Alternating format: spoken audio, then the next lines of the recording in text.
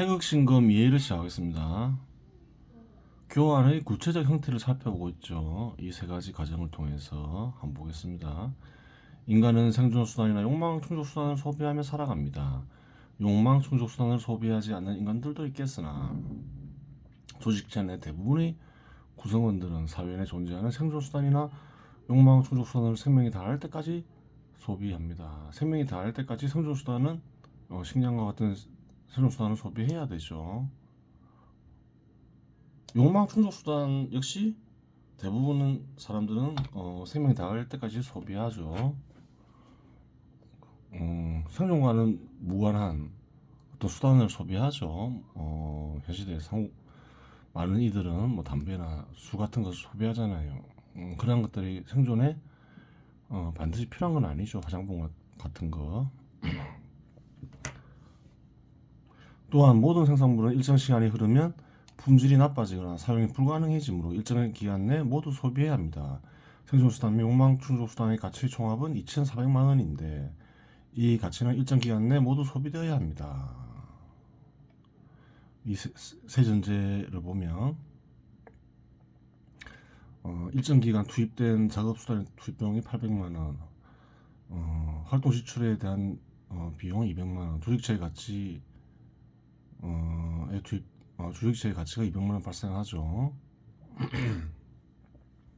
그래요. 1200만 원이죠. 1200만 원이죠. 상품 형태로 나타나죠. 상품 속에 이러한 가치들이 포함되어 있죠. 전체 상품 일정 기간 생산된 전체 상품 속에 다 팔아야지 실현이 되는 거죠. 수요자들이 있어야 되겠죠. 그래요. 팔아서 이런 것들을 실현시키는 거죠. 그럼 수요자를 찾아야 되잖아요. 수요자를 찾는 작업을 해야 되겠죠. 그런데 활동 지출이 대가로 살아가는 인간들은 생존 수단과 욕망 충족 수단의 소비를 위해 활동 지출이 대가를 이용하지 않을 수 없기에 활동 지출이 대가는 생존 수단 및 욕망 충족 수단의 수요를 형성합니다. 작업 수단을 생산하여 판매하는 영역이건 생존 수단과 욕망 충족 수단을 생산하여 판매하는 영역이건 수요자가 있어야 되는데 2,200만 원의 생존 수단을 소비하는 수요가 있어야 되겠죠. 찾아야 되죠. 또 마찬가지로 욕망 충족 수단을 생산하는 욕망 충족 수단을 소비하는 그래 수요도 찾아야 되겠죠. 1,200만 원. 그래요. 기업에 참여하는 근로자들이 받는 소득은 그 생존 수단이나 욕망 충족 수단을 소비하는데 사용되죠. 그 근로자들의 소득은 식량이나 집을 사거나 이런 데 사용되잖아요. 다 사용된다고 가정하는 거죠. 활동 지출의 가치는 인건비로 나타나죠. 그래요. 그러면 1,200만 원은 생존 수단과 욕망 충족 수단의 수요를 형성하죠. 800만 원, 200만 원, 200만 원 더 하면 그 얘기를 하는 거죠. 그 가치를 구성해 보면 작업 수단에서 활동 지출의 가치 800만 원, 생존 수단에서의 활동 지출의 가치 200만 원 플러스 욕망 충족 수단에서의 활동 지출 가치 200만 원, 1,200만 원이 되는데 이는 생존 수단의 욕망 충족 수단의 총 공급 가치에서 공제되는 수요 역할을 합니다. 총 공급 가치 2,400만 원에서 1,200만 원을 공제하면 1,200만 원의 가치가 남는데 그렇죠. 1,200만 원 남죠. 이것의 수요도 찾아봐야 되겠죠. 균형을 이루기 위해서는 사회의 양적 성장이 영원이라고 가정하였으므로 조직체의 가치는 조직체를 구성하고 지배하는 인간들에 의해 모두 소비됩니다. 조직체의 가치는 기업 소유자의 활동에 대한 대가죠. 모두 소비되어야지 다 판매된 것이 되죠. 그 수요자를 찾는 거죠. 조직체의 가치 800만 원, 조직 가치 200만 원, 나머지 200만 원, 1,200만 원이죠. 그 수요자를 찾았어요.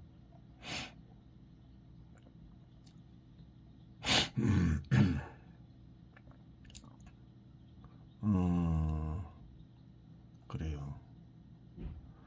그 소비한 총 가치는 작업수단에서의 조직차익 가치 800만원, 생존수단에서의 조직차익 가치 200만원, 플러스 용방충족수단에서의 조직차익 가치 200만원, 1200만원이 됩니다. 수를 다 찾았죠. 조직차익 가치는 기업 소유자의 소비가 되겠죠. 이 가치는 생존수단, 용방충족수단의 총가치 중 남아있는 가치 1200만원을 공제하는 수 역할을 합니다. 따라서 생존수단 및 용방충족수단의 총가치 중 남아있는 가치 1200만원은 조직차익 총가치 1200만원을 통해 생존수단 생산 영역과 용방충족수단 생산 영역에서 생산한 가치는 그런 가치를 담지한 생산물의 수요에 모두 교환됨으로써 생존수단과 용방충족수단을 생산하는 영역은 작업수단을 유지하고 조직체 구성원들 개체를 유지할 수 있는 가치를 획득하였습니다. 그랬죠. 생존수단과 용방충족수단 영역에서의 생산물들의 수요자는 다 찾았어요. 수요를 다 찾은 거죠. 수요자와 수요. 2,400만 원의 총가치는 다 수요를 찾아서 다 판매가 됐다고 볼 수 있는 거죠. 화폐가 개입하죠. 근데 그럼 분석이 복잡해지는데 본질은 다르지 않다는 거예요. 마지막으로 이제 작업 수단의 수요자를 찾아봐야 되겠죠. 그러면 이제 작업수단 생산 영역에서는 4,800만 원의 가치를 지닌 생산물이 남아있고 생존수단과 용방충족수단의 생산 영역에서는 2,400만 원이 가치 형태로 남아있습니다. 판매하면서 화표를 받았겠죠. 현 시대에서는. 그래요. 다 판매했으니까 수요자를 찾아서 2,400만 원의 화폐가 있겠죠. 지속적인 생산을 위해서는 생존수단 생산 영역과 용방충족수단 생산 영역은 작업수단을 갱신하여야 하는데 보존에 필요한 가치는 각각 800만 원이므로 갱신해야 할 총가치는 1,600만 원이 됩니다. 그래요. 생존수단에서도 일정 기간 작업수단에 800만 원을 투입하고 용방충족수단에서도 용방충족수단을 생산하는 영역에서도 800만 원을 투입하죠. 작업수단에 1,600만 원의 수를 찾았잖아요. 근데 4,800만 원어치를 팔아야 되잖아요.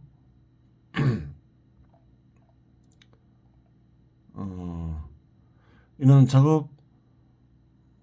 그러면 작업수단 생산 영역에서 생산된 총 가치는 4,800만 원이므로 확인했죠. 1,600만 원에 해당되는 작업수단이 가치와 교환되면 3,200만 원의 가치를 지닌 생산물이 작업수단 생산 영역에 남게 됩니다. 3,200만 원이 남게 되죠. 4,800만 원 중에서 1,600만 원을 수요자를 찾았으니까 3,200만 원의 수요자는 어디 있느냐 또 찾아봐야 되겠죠. 어떻게 찾을까요? 쉽지가 않죠. 이것만 여기서는 찾을 수가 없죠. 그런데 작업수단 생산 영역에서의 생산 영역에 참여하는 조직체는 하나만 있는 게 아니겠죠. 복수라 하면 수요자를 찾을 수가 있어요. 실제로 복수죠. 복수로 가정하면 되겠죠.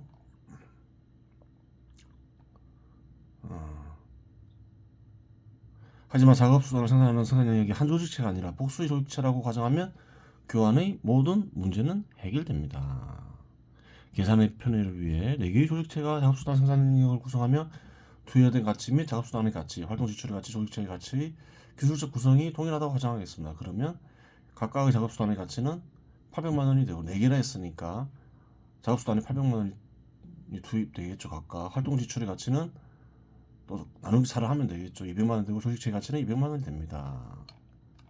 그래 활동 지출의 가치는 나누기 4를 하면 200만 원이 되고 800만 원은 또 나누기 4를 하면 200만 원이 되죠. 그렇게 구성이 되죠.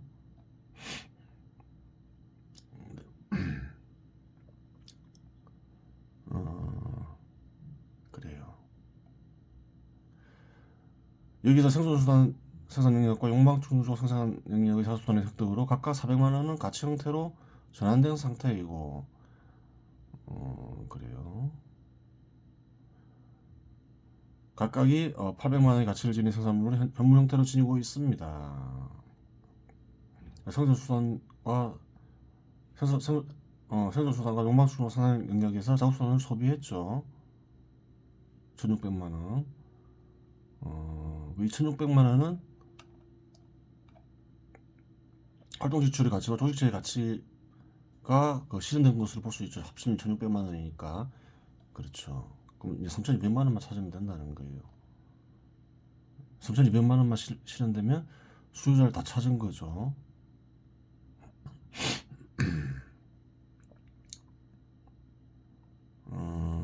네 개라고 전제했는데, 어떻게 교환이 이루어지느냐, 그걸 살펴봐야 되겠죠.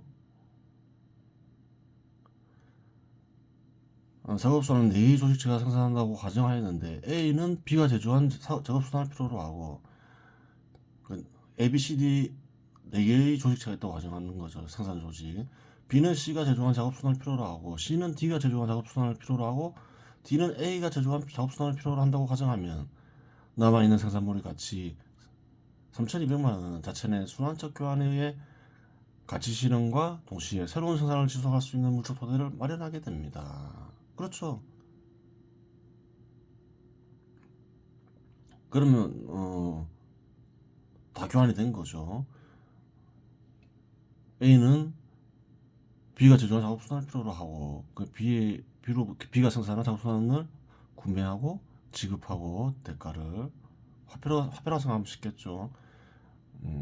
B는 C가 제조한 작업수단을 필요로 하고 대가를 지불을 하고, C는 D가 제조한 작업수단을 필요로 하고 필요로 하니까 대가를 지불하겠죠. D는 C가 지불한 대가는 D가 가지고 있죠. D는 A가 제조한 작업수단을 필요로 한다고 가정하면, 그렇죠, D는 또 A에게 지급하죠. 결국 A에게서 흘러나간 800만 원은 결국 뒤로 돌아온다 이 말이죠. 남아있는 생산물 가치 3,200만 원은 자체 내 순환적 교환에 의해 가치 실현과 동시에 새로운 생산을 지속할 수 있는 물적 토대를 형성하게 됩니다. 해결된 거예요. 교환이 완벽하게 해결됐죠. 이렇게 간단한 형태는 아니겠지만 장기적으로 보면 기본적으로 이러한 교환 메커니즘이 실현되고 있겠죠. 좀 더 복잡하겠지만 이 기본형인 거죠.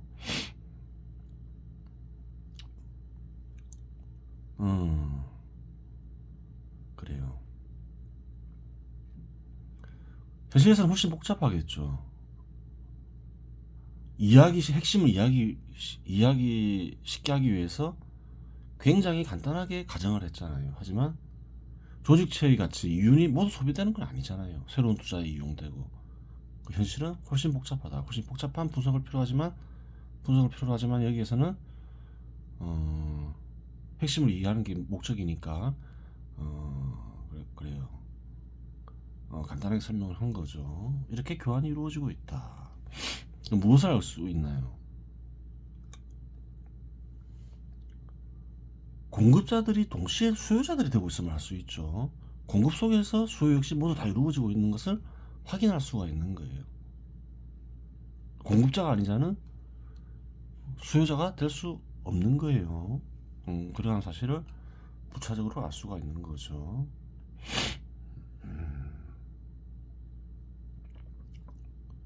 그래요.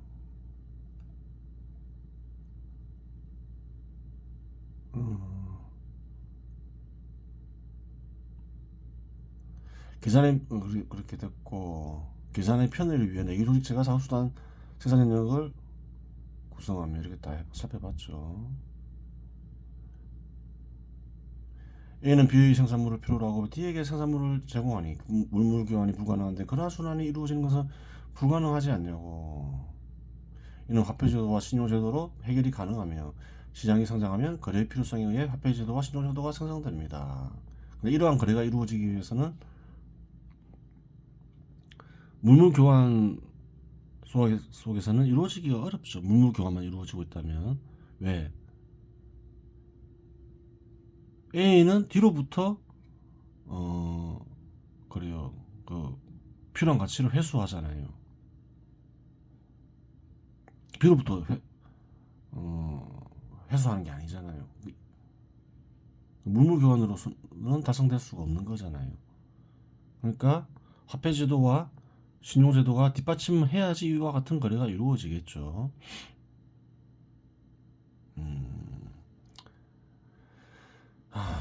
그래요. 이는 화폐제도와 신용제도로 해결이 가능하면 시장이 성장하면 거래의 필요성에 의해 화폐제도와 신용제도가 생성됩니다. 그럼 화폐제도와 신용제도가 있으면 어떻게 해결이 가능하냐? A는 B가 제조하는 작업수단을 필요로 하고, 그러면 B로부터 작업수단을 얻고 A는 대가를 지불한다 하겠죠. 근데 당장 현금이 없을 수 있잖아요. 그러면 신용으로 지불할 수도 있고, 그 은행에 돈을 빌려서 지불할 수도 있고, 신용제도죠. 아니면 언젠가 일정 기간 지난 뒤에 대가를 지불하겠다 이렇게 약속을 할 수도 있는 거예요. B에게. 근데 A는 누구로부터 화폐를 얻나요? D로부터 없죠. D가 A가 제조한 작업수단을 필요로 하니까. 그럼 D로부터 화폐를 지급받고 A는 B에게 할 수도 있고, 금융기관으로부터 돈을 빌렸으면 갚을 수 있는 거죠. 이렇게 해결이 되는 거예요. 현실에서는 이렇게 이루어지고 있겠죠.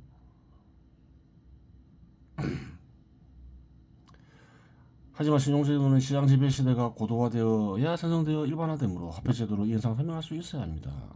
그럼 신용제도가 없다는 가정하에 좀 해결할 수 있는 방법이 없을까? 그런 것도 생각해 볼 수 있겠죠. 시장 지배 시대 초기에는 지폐가 화폐로 사용되지 않았습니다. 금이나 은과 같은 금속이 화폐로 사용되었고, 지폐는 다양한 이유로 금속 화폐를 대체한 것에 불과합니다. 그러한 이유로 시장 지배 시대의 오랜 역사를 지닌 영국의 화폐 단위에 파운드와 같은 금속의 무게를 표현하는 단위가 남아 있는 것입니다. 화폐에 대해서 좀 살펴보는 거죠. 이러한 주화의 명칭은 원래 그 중에 포함되어 있는 금속의 중량, 즉 분량을 표시한 것 같이 생각된다. 로마에서 최초로 화폐를 주조한 세르비우스 툴리우스 시대에는 로마의 아스 또는 펀드로 로마 중량 2파운드의 순동을 함유하고 있었다. 이 1아스 또는 1펀드는 오늘날 우리들이 트로이 파운드 1파운드와 마찬가지로 12온수로 분할되고, 그 1온스는 순동 정 1온스를 함유하고 있다. 에드워드 1세 시대에는 잉글랜드 정화 1파운드는 타우어 파운드로 일정 수분의 은 1파운드를 함유하고 있었다. 타우어 파운드는 로마 파운드보다 약간 무거웠고 트로이 파운드보다는 약간 가벼웠던 것 같다. 이 트로이 파운드는 헨리 8세의 치세 제18년에 비로소 잉글랜드 조표국에서 채용된 것이다. 파운드는 그래요. 뭔가요? 금속의 무게를 나타내는 것이죠. 파운드. 영국의 이제 화폐 단위인데, 영국의 화폐 단위에 왜 그래요. 금속의 중량을 나타내는 단위가 화폐 단위로 사용되고 있느냐? 원래는 금속이 화폐로 사용됐기 때문에 그렇죠. 그것을 이제 법정 화폐로 바꾸면서 법정 화폐로 바꿨지만 그 단위는 여전히 남아 있는 거죠. 그래요.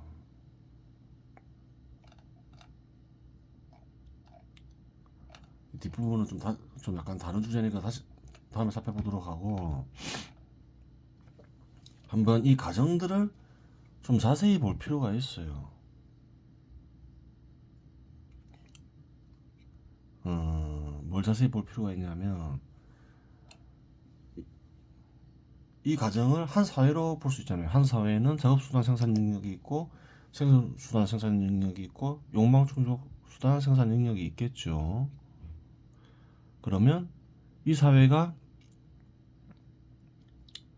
생산한 총 가치는 얼마인가 계산해 볼 수 있잖아요.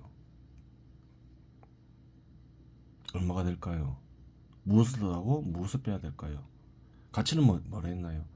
활동 지출이 곧 가치라고 했죠. 활동이 뭔지만 알면 되잖아요. 활동 지출은 당연히 활동이겠죠. 조직체의 가치는 뭔가요? 당연히 활동이겠죠. 작업수단 투입 비용 어떻게 되나요?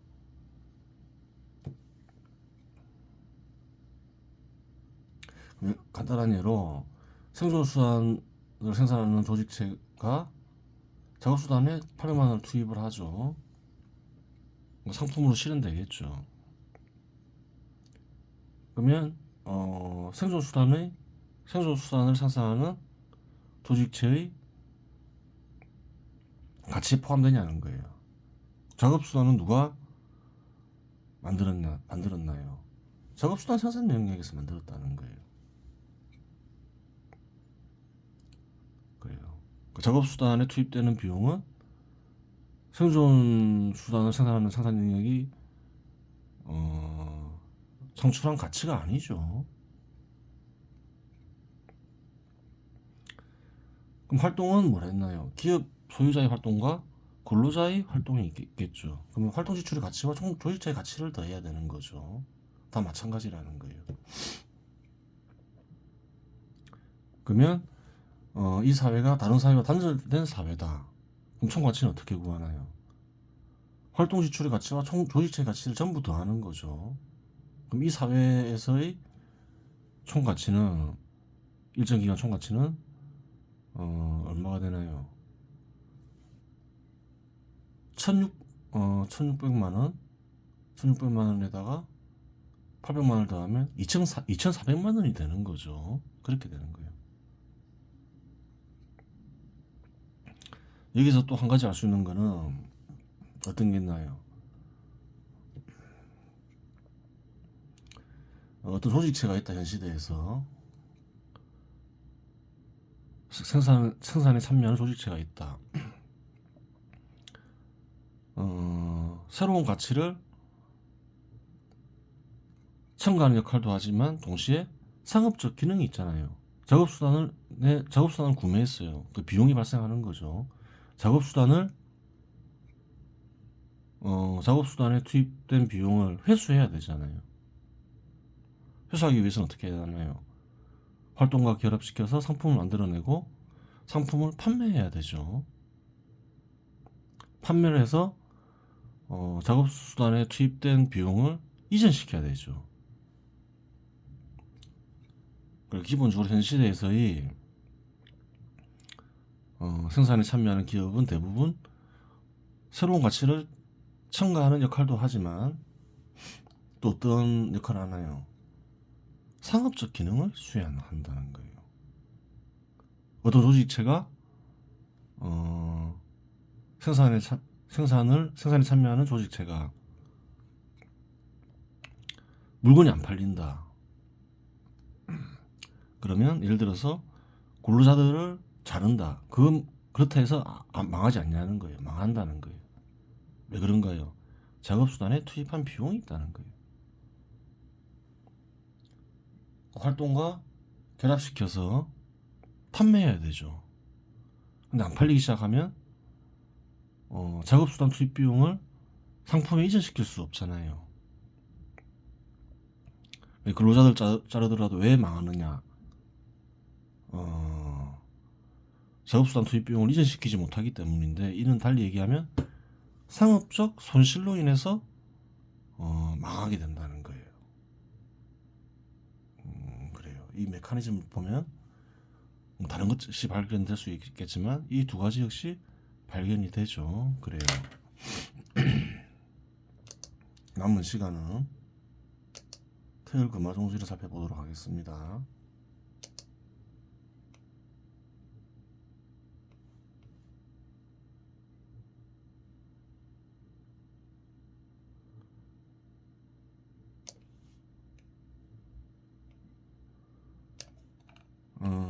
여기서부터 하면 되죠. 범인 일시일청. 범인은 일반인으로 번역하면 되죠. 일반인들이 한번 보거나 한번 들을 때는 그래요. 이물, 충물, 이동. 눈과 귀가 물건을 따라가며 움직인다. 그래요. 더 그다음 보겠습니다. 물거지기. 물건이 사물을 따라 움직이는데 사물이 사라지면 차지 동정. 그래요. 그래요. 이것은 곧 물건이 그죠. 눈과 귀의 움직임은 멈춘다. 물건이 사라지면 그래요. 이것의 움직임은 멈춘다. 고요해진다. 멈춘다로 번역할 수 있죠. 전시 민서. 이는 모두 민서. 일반인들에게 해당되는 일들이다. 왜 그런가요? 사물 보이고 들리는 것에 집착한다. 넉스 장용에 따라 살아간다. 그걸 얘기하고 싶은 거죠. 우리 일반인들은 사물을 보면서 그래요. 육체에 입각해서 판단한다. 육체에서 일어나는 욕구에 입각해서 판단한다. 육체의 감각에 의지해서 다 그렇죠. 하여튼 육체에 의지해서 바라보고 판단하죠. 이 천군 반수 지역. 그래요. 이 경우에 어떻게 되느냐? 천군은 뭐 당연히 어떤가는 신이겠죠. 하늘이 왕인데 어떤가는 신을 가리키죠. 하늘의 신은 그에 따름으로써 역할을 하지 못하게 된다. 어떤 인간이 넉스 작용을 일으키면 어떤 인간이가 넉스 작용을 일으켜서 그냥 육체에 입각해서 생각하고 판단하면 어떤가는 신은 그것을 굳이 말리지 않는다는 거예요. 그냥 따라 내버려 둔다는 말이죠. 그러면서 역할을 하지 않는다 이 말이죠. 시상 여기거의. 이 경우에는 항상 귀신이 함께 거주하게 된다. 그렇게 되는 거예요. 귀신은 뭘까요, 그러면?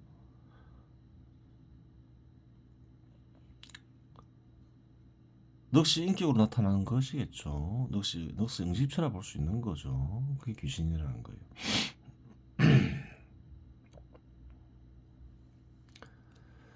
그래요. 보통 대부분의 사람들은 어떤가는 신의 뜻을 찾아 그에 따라 살려고 하지 않는다. 삼뜻을 보면 그렇죠. 그러나 이들이 그저 사물에 의지하여 넋에 의지하여 살아간다. 육체에 입각해서 보고 들으며 또 육체에게서 일어난 욕구에 의해서 그러한 사물을 판단한다 이 말이죠. 사물이 보이고 들리면 넉스작용에 따라 대응하고 사물이 사라지면 그러한 넉스작용을 그치는데 그러한 상황에서의 움직임은 대부분의 사람들에 해당되는 것이다. 일반인들은 다 그렇다 이 말이죠. 그렇다고 하여 어떤가는 신이 그러한 사람들을 일깨우기 위해 나서지는 않고 그렇죠. 그렇게 살아가면 그냥 그렇게 살아가라고 내버려 두는 거죠. 그러한 이들의 의지를 그냥 내버려 둘 따름이기에 결국 어떤가는 신은 그러한 이들의 마음에서 어떠한 역할도 하지 못하게 되고 역할을 하지 않는 거죠. 못하게 된다기보다는 그냥 안 하죠. 결국 그러한 이들은 스스로 어떤가는 신을 외면한 채 넋의 응집체인 귀신과 함께 살게 되는 것이다. 대부분의 인간들은 실제로 귀신의 조종하에 살아가고 있다는 말도 되겠죠. 그렇게 되는 거예요. 이번 시간은 여기서 마치겠습니다.